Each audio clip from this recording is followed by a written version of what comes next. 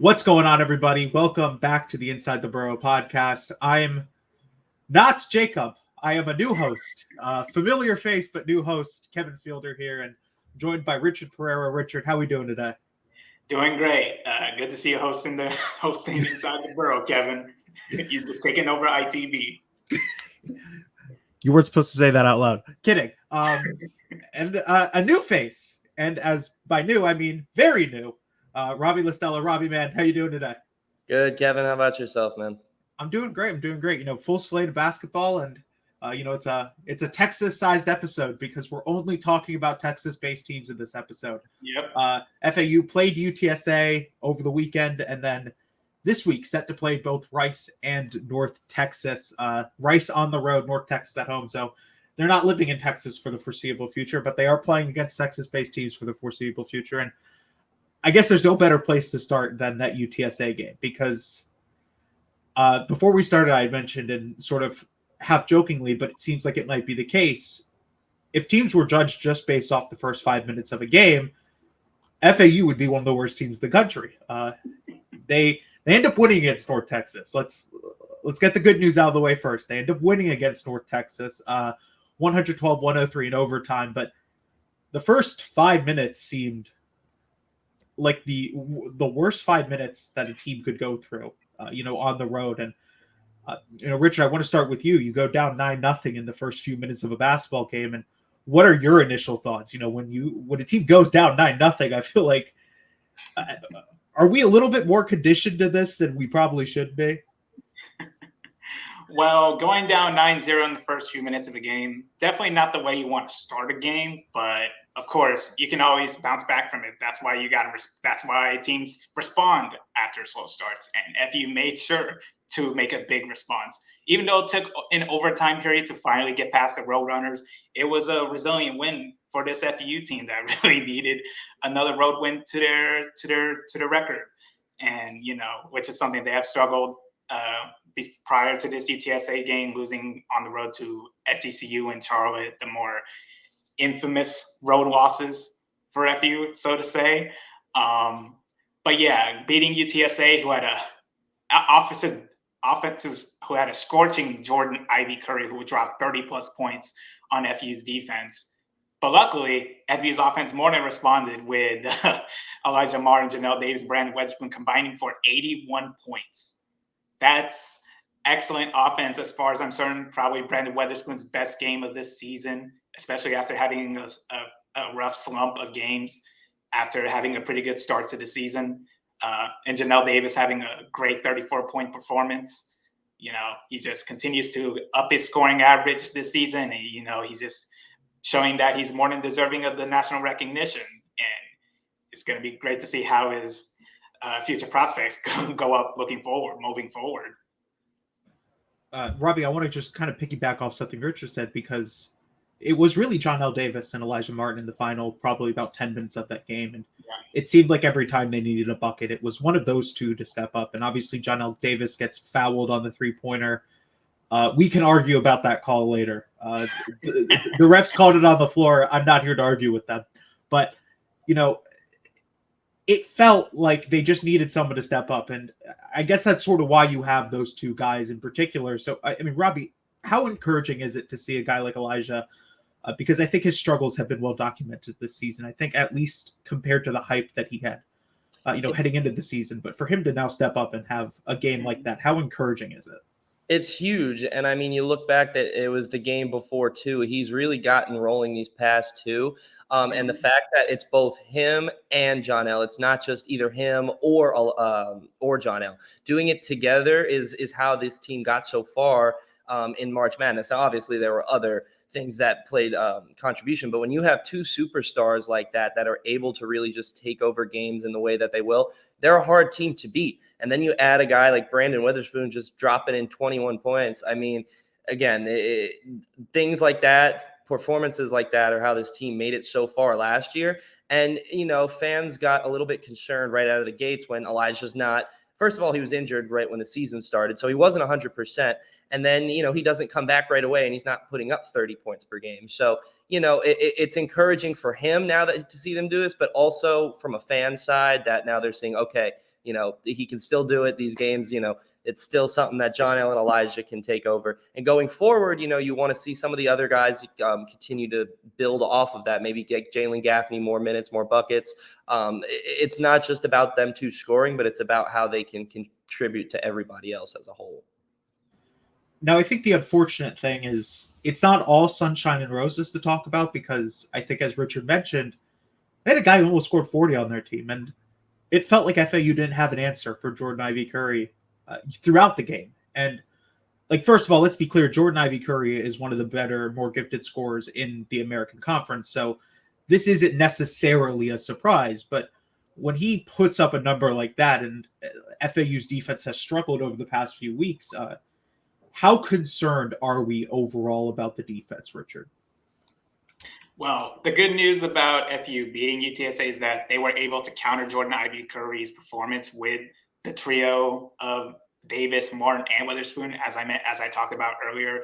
And it's extremely important that Martin gets his scoring consistency back up to pace, as he has been these past few games, especially against Wichita State and UTSA, where he dropped 20-plus points in both games.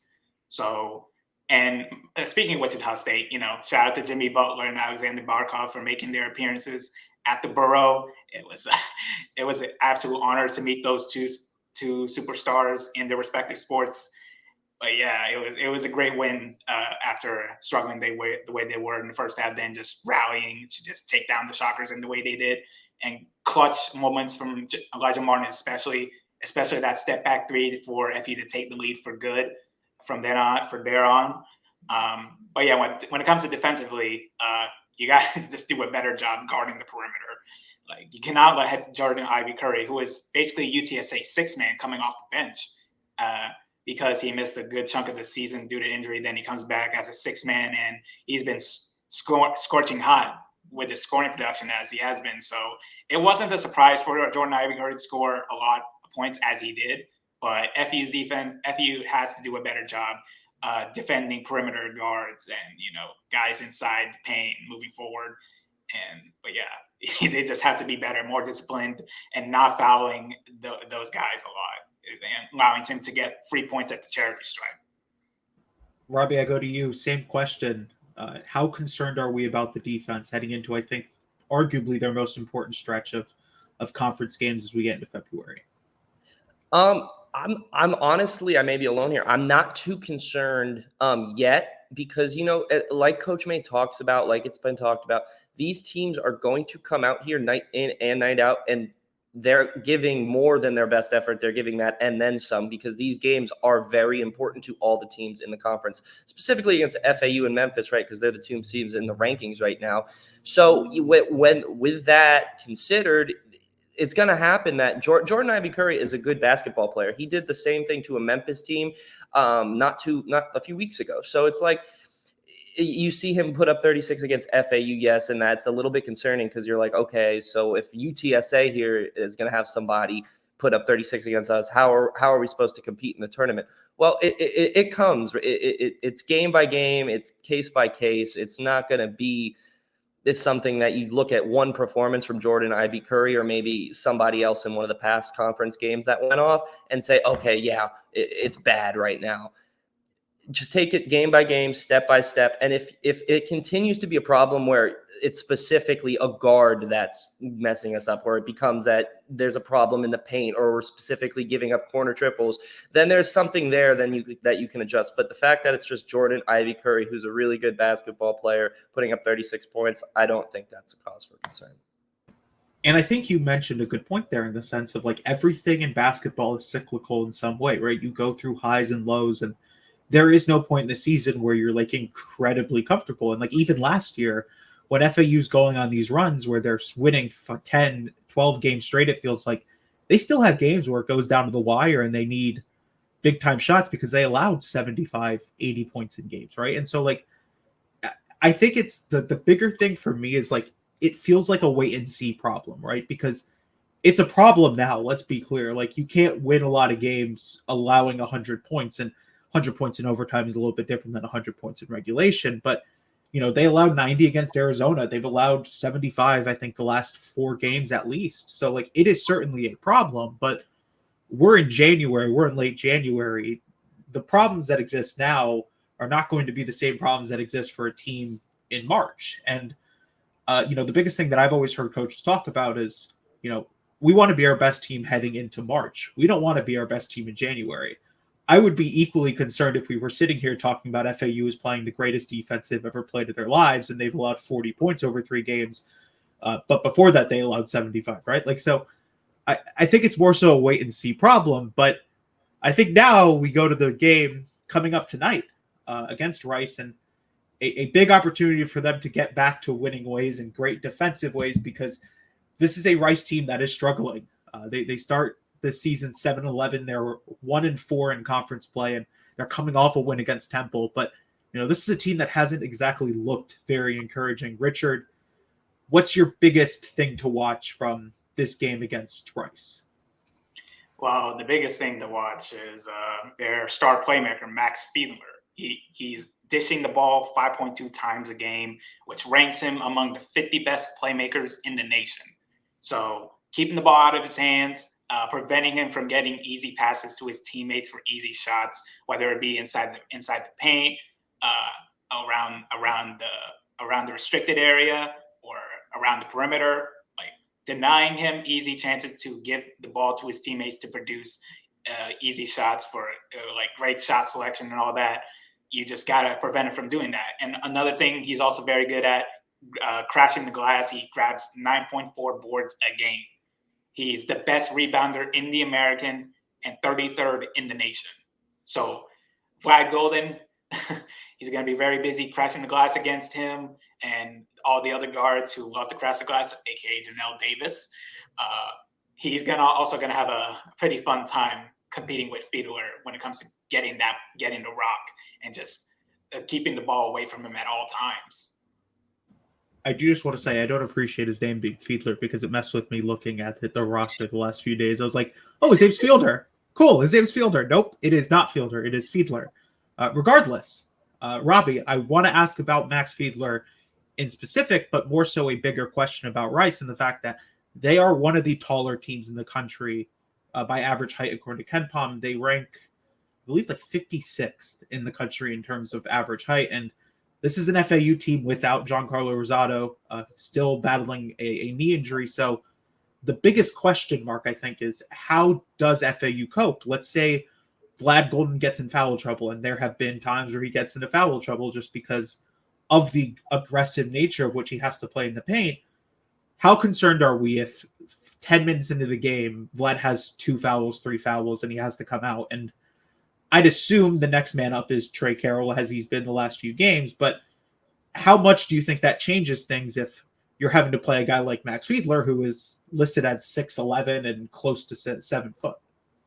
Well, I actually asked Coach May specifically about how he likes the matchup between Trey Carroll and Fiedler, because just like you said, it's a possibility that he's able to draw Vlad out of the paint.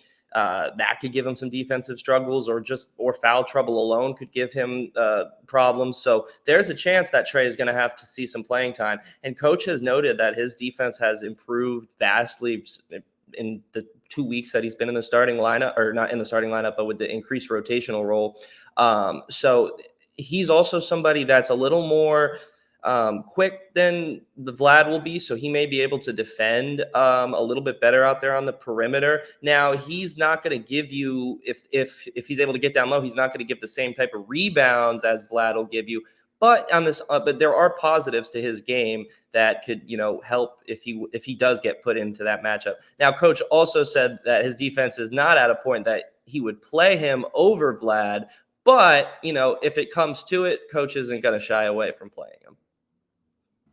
And I think the other thing that's encouraging is that if Trey Carroll comes in, right, this is a completely different offense that FAU can run. And to a sense, you probably remove Fiedler from the situation inside, because Vlad is not a stretch big by any stretch of the imagination, but Trey Carroll is, right? Like, Trey Carroll can shoot the ball comfortably. I think we all feel comfortable with him shooting the ball, from beyond the arc. So there is sort of a difference to the offense as well if Trey Carroll comes in. Now, the other thing is that it's not just Max Fiedler who has the height for this Rice team, It's Keanu Dawes, who's listed at like 6'8", 6'9". They have a few other guys who said about 6'7", 6'5". So, Richard, the bigger question now is how concerned are we in general about this height? Because FAU hasn't had to play many teams who are this tall, right? I mean, they've had to play bigger guys, and I think we had talked about it before during non-conference play, but they haven't had to play too many teams that has guys who are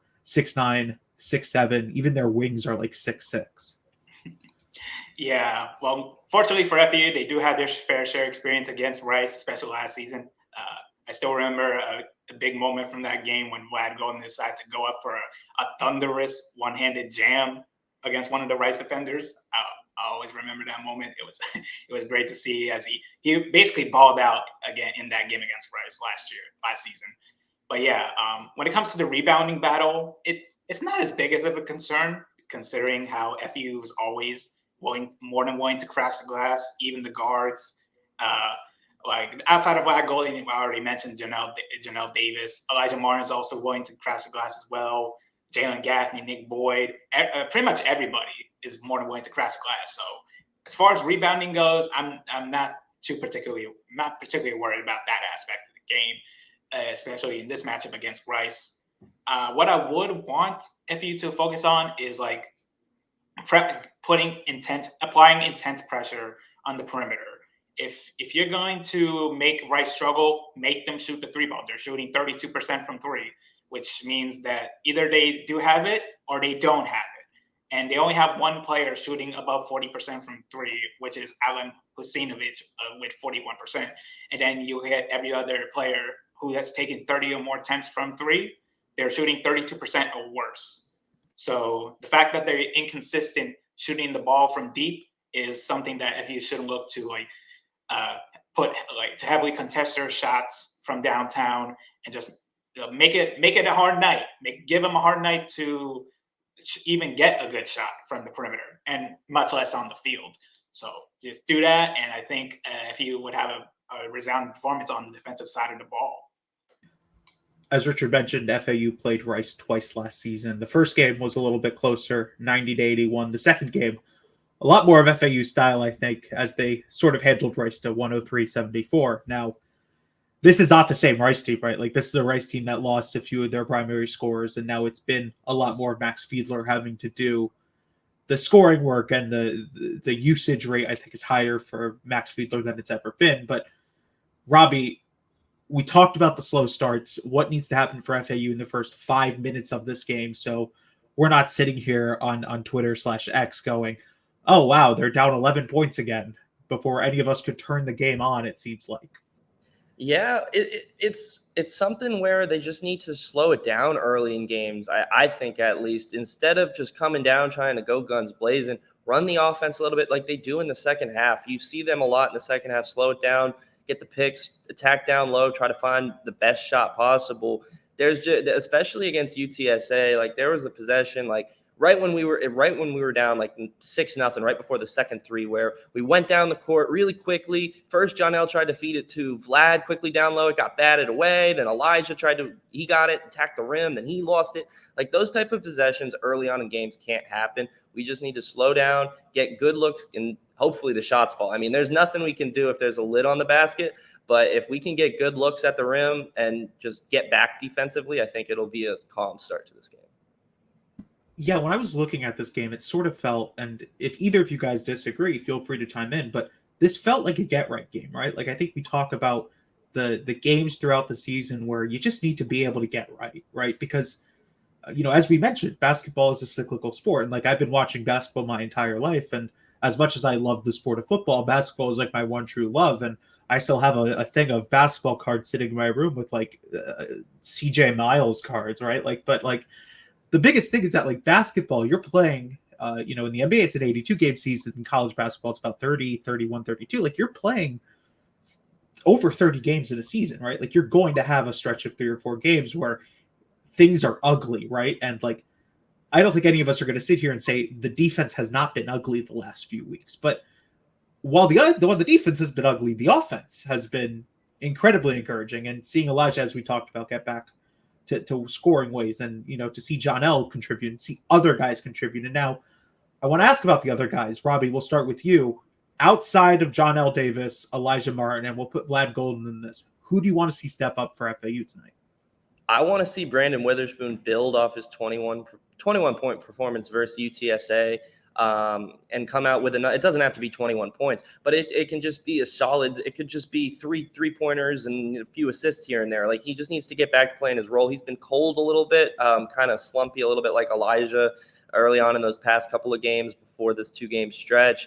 But outside of him, I think we also need to – Trey Carroll may have to step up in this game. If not, that's a good thing. That means Vlad stayed out of foul trouble and he was defending on the perimeter. But if not, I think Trey Carroll may have to step up in this game, play some serious minutes, play some serious defense. But if those two can help out alongside John L. and Elijah, I think they will be all right. Somebody who we forgot to talk about for Rice, though, is Travis Evie. He's one of their better 3-point shooters, and that's the type of player that has a Jordan Ivy Curry performance against us. He puts up 30 points. He's top 5. I mean, he may not be shooting effectively, but he's top 5 in the country in made triples. So it's somebody that, who knows? You never know. You never know with basketball. That's the fun thing about it. I'm already getting PTSD flashbacks, and the UTSA game was like 4 days ago. And I feel like I'm already seeing him drop 45 on us. But regardless, Richard, same question to you. Outside of the quote-unquote big three, who are you looking to step up for FAU tonight? I'm making for a 20-point, 10-rebound Vlad Golden performance. As I mentioned earlier, getting more thunderous dunks from him to hype up the bench, hype up the players. Because dunks would reinvigorate an offense. It sparks runs. And I think for Golden, a big performance from him is pretty much due. He's been relatively quiet. He's been solid for the most part, getting his inside buckets, getting his boards, boxing out his opponents for rebounds and getting blocks as he finds them, which they have been very good. But yeah, having a dominant performance from Vlad Golden, I'm pretty sure is coming pretty soon, and I hope it's against Rice, considering that he balled out against them last year. I'm really hoping that he comes out big tonight. I'm actually going to agree with Robbie here on Brent Weatherspoon. So if we're playing a game show right now, I'm giving Robbie the point. If this is around the horn, Robbie gets the point. Sorry, Richard. But, Brandon Weatherspoon, last season when FAU was playing their best basketball, right, and they were winning in March, Brandon Weatherspoon was sort of that X factor, right? And I remember talking about it a few times throughout that March run of man, when Brent Weatherspoon comes in the game, they're getting good production, and they need to see that a little bit more, right? And I don't think any of us expect him to be dropping 21 points consistently like he did against UTSA, but if he gives you 9 points on good shooting, I feel like that's encouraging, right? Especially with the way that other guys have played, right? You have the resurgence of Vlad, or the elevation of Vlad's game, and you have John L, who can do whatever he wants whenever he wants. But college basketball is still a game where you won by your 8th best player or your 6th best player compared to your 1st best player and your best player. So equally, I think we need to see him step up. And then guys like Gaffney, Jabbar Gaffney, he struggled this year, right? Or Jalen Gaffney. Jabbar Gaffney's the football player. Jalen Gaffney, he struggled at times this year. I still think he's one of the better defenders and one of the better energy guys on the roster. But I want to see him do a little bit more offensively. And I feel like this is the game to do it, because this is a Rice team that allows 75 points per game on defense. So there's an opportunity to do it. Now, time for everyone's favorite session, predictions, because we're always right, is what I like to tell myself. Richard, you first. Who wins this game and why? FAU, because they're going to feed the ball to Vlad Golden inside early on. He's going to get his dunks. I hope some posterizers, as he did against UTSA. A great one-handed poster, by the way, from Vlad Golden. That was great. That was great stuff. But yeah, hoping for a dominant performance from him, and for FAU's defense, just step up. Just be better than you were against UTSA. Just step up the defense. Set the tone to start the game on defense. Pressure them from the perimeter. Contest all their shots as much as you can, and I think FAU gets the job done. I think they get this win 80-68. Robbie, same question to you. Who wins, by how much, and why? Alrighty. Give me the Owls 85-69. And I think the first half will be a slow start. I do. It's just been the story lately, but I don't think that means the Owls are going to be down 10 points at halftime. I think it's going to be a single-digit game in favor of the Owls. And then in the second half, we see that ECU type of performance where the second half is just smooth sailing from there on out. But, I hope they come out there and prove me wrong. I hope the first half is a comeback performance where they show that they don't need the second half. But we'll see what happens. I just think there's so much going on with Rice's offense, especially with Fiedler and Evie. There's just a lot of moving parts. I just don't know if we'll be able to, blow them out right out of the gates. So I'm predicting a close first half and then FAU pulling away in the second half. I actually disagree in the sense of like a slow first half. I think they finally get some things going offensively to start, but on the flip side, I think they sort of struggle to start the second half, right? I think there's two times where you struggle the most in basketball. It's the start of the game and the start of the second half, because those are the times you can make the adjustments, right? And so I think FAU starts the game off well, but as you mentioned, like, this is a Rice team that still has threats. Like, this is not a Rice team that's 7-11, 1-4 in conference and has nothing to worry about. But this is a Rice team that FAU should be comfortably in the sense of, like, we're not worrying about this game 5 minutes left, trying to figure out what kind of quad loss this is. But I think FAU wins this game 73-61, right? Like, it's comfortable 12-point win in the sense of, like, we're not sitting here panicking about it, but still not comfortable enough where we're going, that was the statement win that FAU needed. But I think we all agree that FAU should win this game comfortably. Now we go to, I believe, Denton is east of Houston. I'm not well-versed on Texas geography. It doesn't even matter. They're traveling back to Boca Raton after the Houston game. But to play North Texas, and North Texas, a team that last year wins the NIT championship. They lose their best guard, Tyler Perry, to Kansas State, and they lose their head coach, Grant McCasland, to Texas Tech. But it's a team that supposedly hasn't had many problems in conference outside of Charlotte. And it seems like everyone has a problem with Charlotte nowadays. But North Texas, 11-6 on the year, 4-1 in conference, the one loss to Charlotte.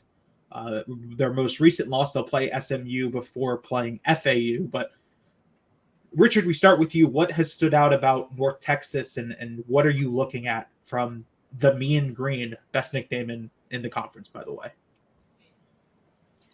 Even though this is a different season, they appear to be the same team. Like, they may be one of the more lower producing offenses in the American.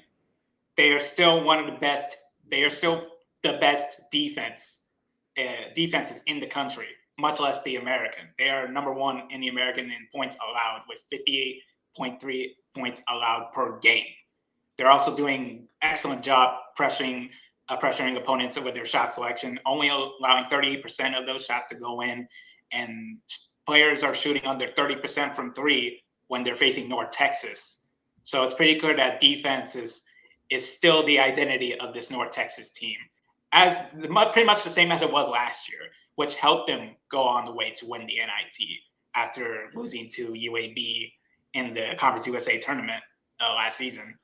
But it pretty much presents a what if North Texas faced FAU in the conference tournament championship game instead of UAB. But of course, it's a Mandela effect kind of thing. It's nothing to worry about as a matter of fact. But still, North Texas still a dangerous team as they were last year. They have a 9.2 winning margin. Still a pretty good record to start the season and conference play. They're just a dangerous team on defense to watch out for, especially if you're a high-producing offense like FAU or any other team who see themselves as one of the best offenses in the country. Robbie, I want to go to you with a sort of different question. This is a North Texas team that is currently riding a one-game losing. I hate calling it a streak, but in this sense, it is a streak. They have lost a game heading into this game, and now they play SMU, who I think a lot of people think may be one of the better teams in this conference. And I don't necessarily disagree, but I think that's the biggest game. So let's say, hypothetically, North Texas walk into this game, losers of two straight, and I think that's certainly a possibility. I think Ken Palm predicts North Texas to win by 1 point. So basically, I pick them in that sense. So let's say, hypothetically, North Texas walks into this game with two losses. What's the biggest question mark that FAU needs to answer if that's the case?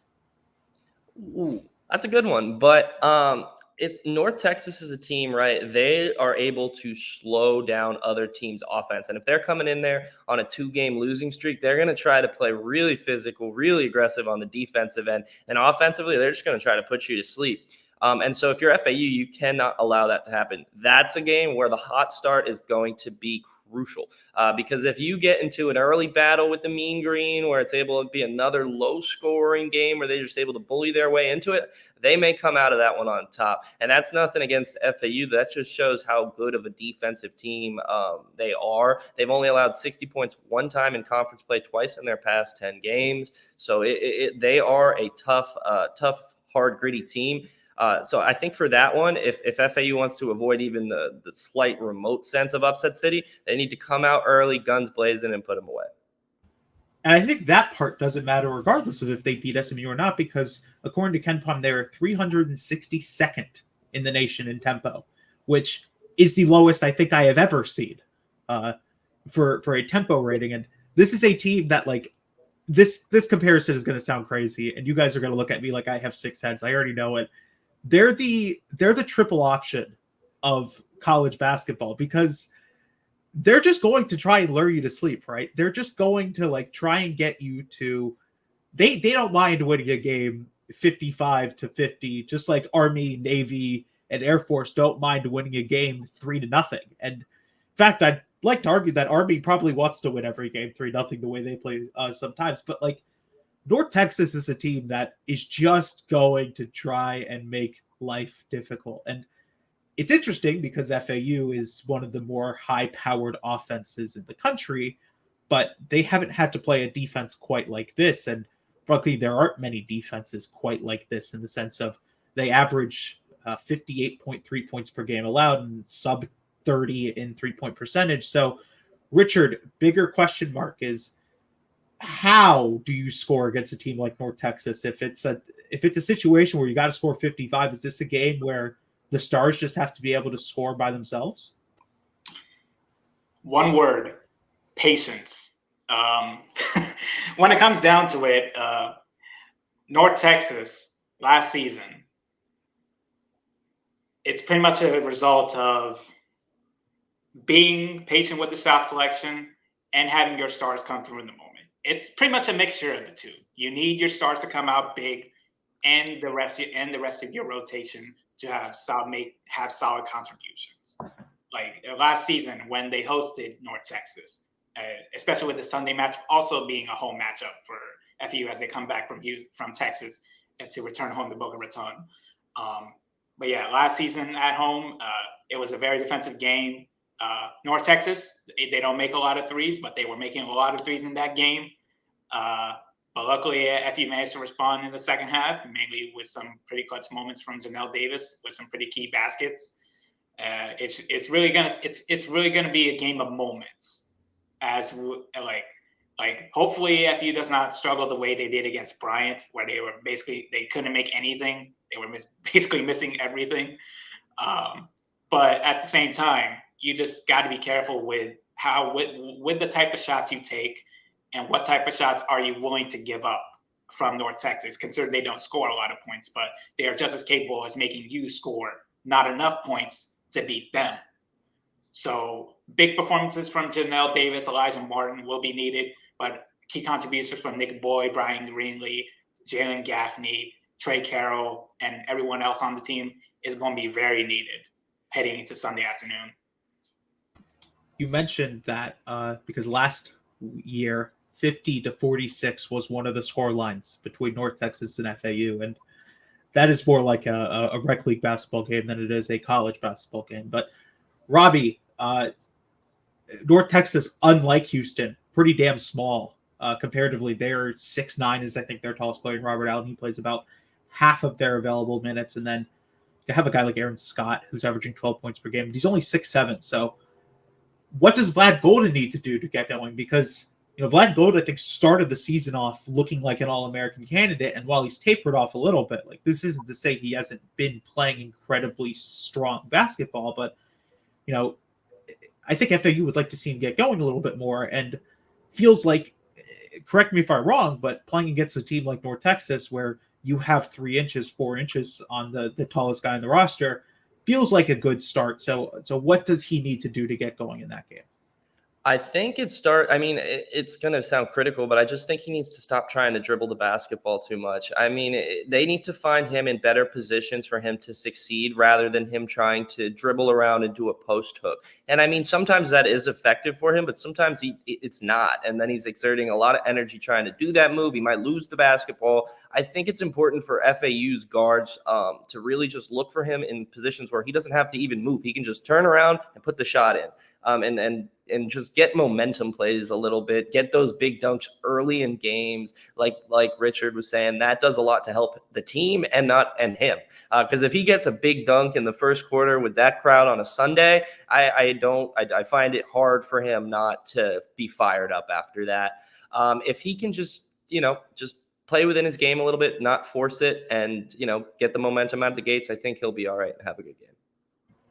Of course, if you're interested, you can do a whole watch party of sports only because, FAU North Texas, 1 o'clock on Sunday afternoon. And then 2 hours later, you have the start of the NFL Conference Championship games with Kansas City and Baltimore at 3 o'clock, and then San Francisco, Detroit at 6:30. Now, I want to go back to the college basketball game because this is not an NFL podcast, but, I guess we'll go back to the same question I asked before predictions for the Rice game of, one guy or one thing that you want to see FAU do against North Texas. Does not have to be a player. It can be one thing you want to see him do well. Richard, we'll start with you. One thing they should do very well, they must do very well, limiting the production of North Texas's leading scorer, Jason Edwards. He's only started 5 games out of 17 he played, but he's still leading the team in scoring with 16.7 points per game. 42% shooting from the field, and he has the most three-pointers made on the team with 39 for an efficiency of close to 35%. He's also very aggressive in getting to the free throw line. He has 81 attempts at the charity stripe, making 69 of them for an accuracy for a clip of 85%. So his aggressiveness has to be toned down. It needs very good defense, being careful with how you guard him, not picking up silly fouls, unnecessary fouls.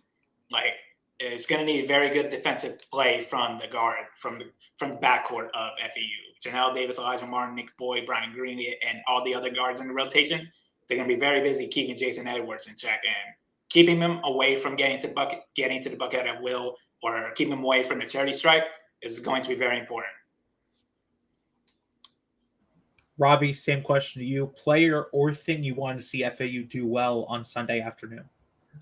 Well, I think that is the game where it's going to be very important to find their first half offense, FAU. I think, as I said already, they're going to need to come out of the gates hot and with 3-pointers, in my opinion. I mean, driving the basket stuff, that's all good. But if they can get, Nick Boyd hitting threes early, Spoon hitting threes early in conjunction with Martin and Davis, I think that's just a way to really put UNT away early, not have to worry about a second half where, oh my gosh, it's 50-40 with 4 minutes left, and now UNT's making a run. And so it's put them away early, score a lot of points early. It's not going to be easy, but if they can find a way to do it, I think it'll be a successful day at home for FAU. Richard, I'm going to give you the point because you actually stole my point of trying to stop Justin Edwards. So you guys are now tied on this, by the way.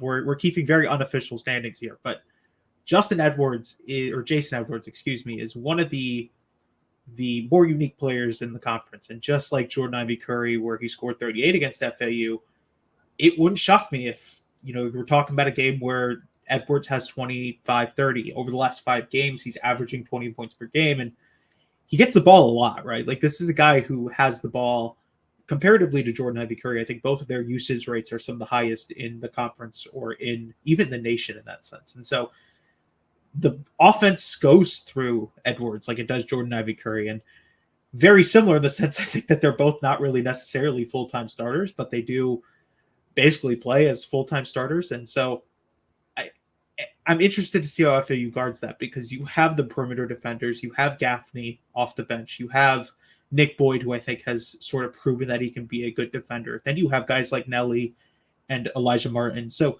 there are ways you can guard him. And I think the biggest thing that I want to see them do in that sense is throw different body types at him, right? Like, let's throw John L. Davis on him one play.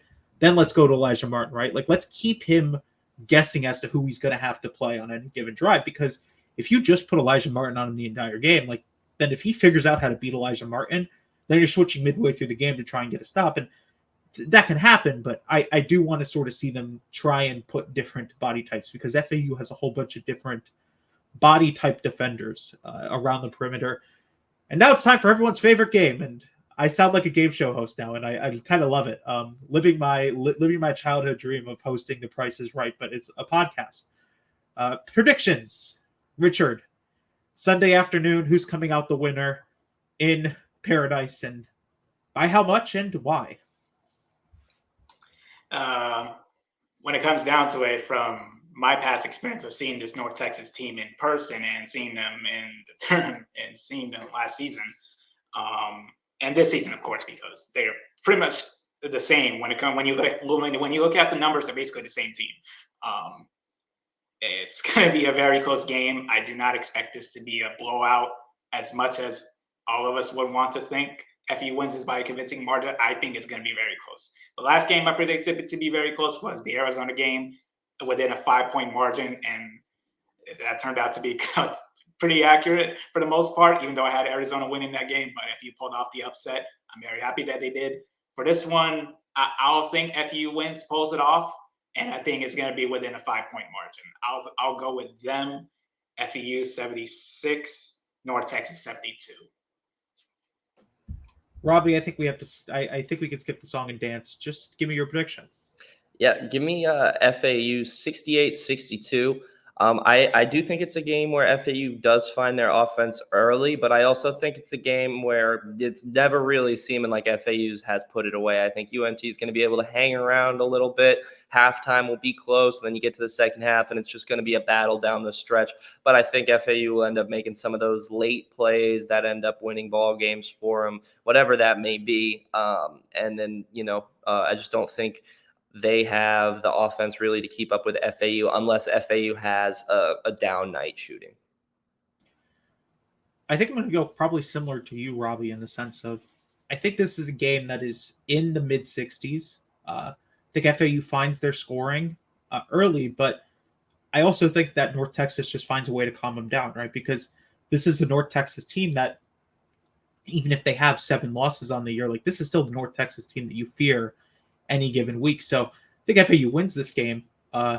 Give me 65-61, close game. I think it's just going to be ugly in a sense, right? Like, this is always a game that's ugly when you play North Texas, and you have to find a way to embrace that ugly.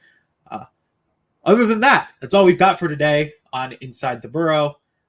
For Richard Pereira and Robbie Listella, I'm Kevin Fielder. Make sure to follow Owl's Nest, FAU's Owl's Nest on Twitter at FAU_Owls_Nest, and the Inside the Burrow Twitter account at Inside the Burrow.